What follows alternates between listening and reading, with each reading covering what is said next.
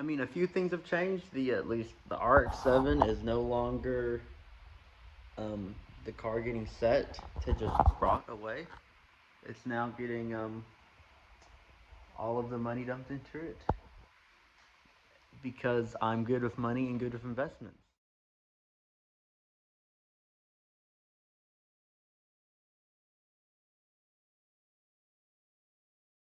So the all LS swap RX7 returns. It no longer has a 6 liter. As I posted in some of the other videos, the truck has a 6 liter now. This car now has the fully bone stock 5.3 from the OBS that I bought. Literally bone stock, like sludgy 5.3, disgusting, you know, your average 5.3. I truly have no idea on the miles on this motor even, honestly.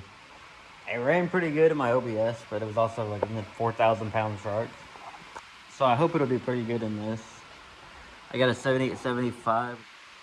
I bought these fine pieces of eBay crap off of, you know, the finest website for buying automotive race car parts, eBay. I had them cut and welded and angled around to go up this. Then I made this piece. It had one of my friends welded up for me. And then did a crossover. And then did this U underneath the heater core hoses, or heater hoses, to go into the car actually. And then I got a monkey fab union for it, where they go together, with this bracket piece that comes off of it. I still don't know what I'm going to do actually on the intake. This is kind of just for mock-up, trying to figure out the angle, because this angle does not go into that well.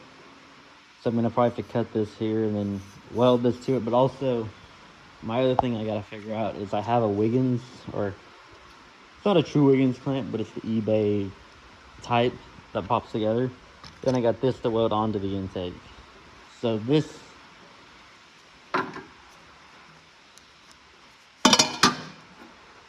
that's the right size to go onto that. And then I can weld it, that little clamp, onto that so it won't pop off whenever I get into boost. And then this can be my only rubber point in the intake side. Still need to build that. Still I'm waiting on the Holly rebuild kit for the car. I still gotta learn how to do the blow-through thing. No idea what I'm even doing, but it'll be fine. What's the worst that can happen? It's a stock 5.3. This is a trick little piece right here, I must say. When it comes apart, it at least can slide in and out.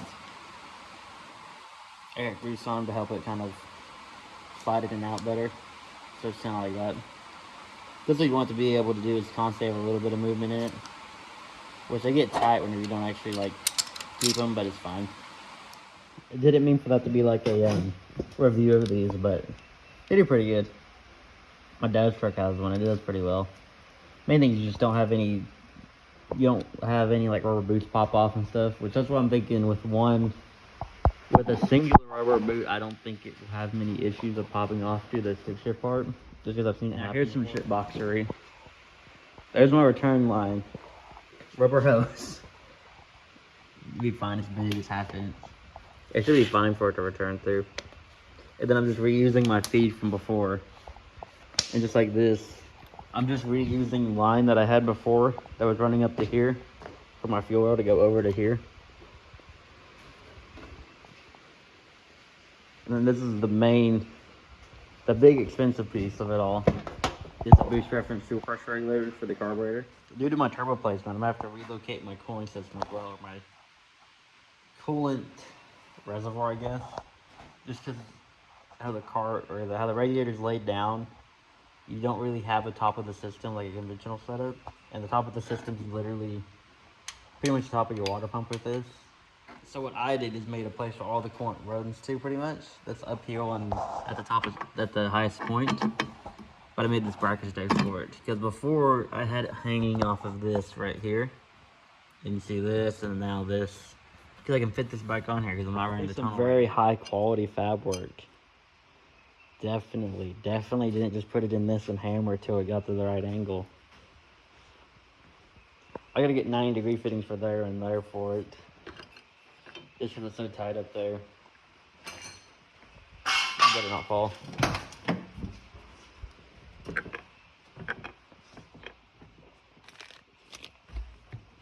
This is the weirdest part of the Viper trans.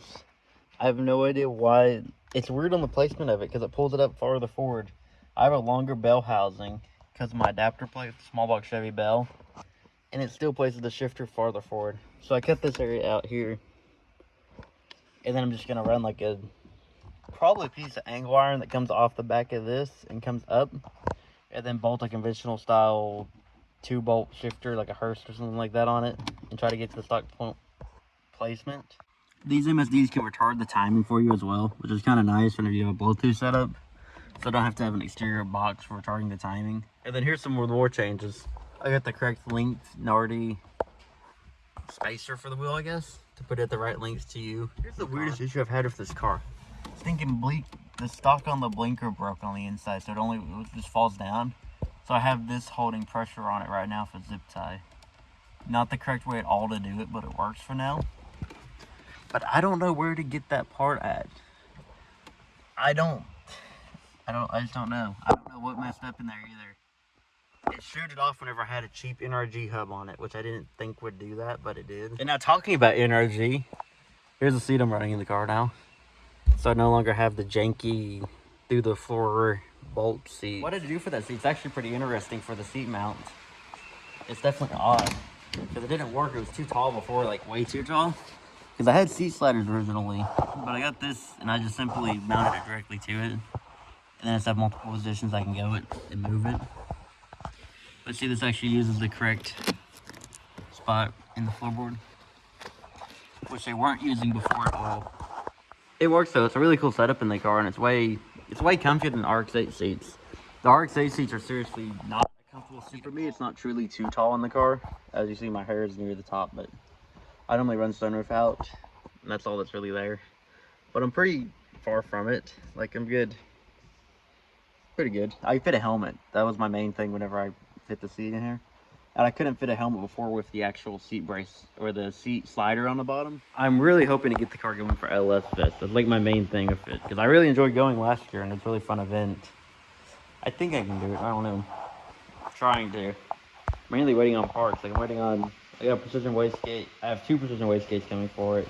Got that rebuild kit coming. Then I also got the air filter coming for it.